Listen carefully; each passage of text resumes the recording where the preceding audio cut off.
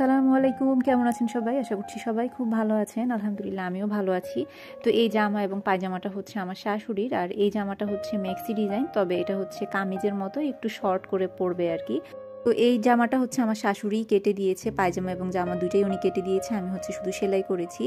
আর জামার কাপড়টা দিয়ে আমি পায়জামাতে একটু চিকন করে ডিজাইনও দিয়েছি, যেটা তো আমি আপনাদের সাথে আগেও শেয়ার করেছি। আর জামার হাতাতে আমি একটু লেস দিয়েছি, দুই হাতাতে, আবার নিচেও একটু লেস দিয়েছি। আর নিচের যে ফাড়াটা, কামিজের মতো অত বড় ফাড়া রাখিনি, অল্প একটু ফাড়া রেখেছি আমি নিচে।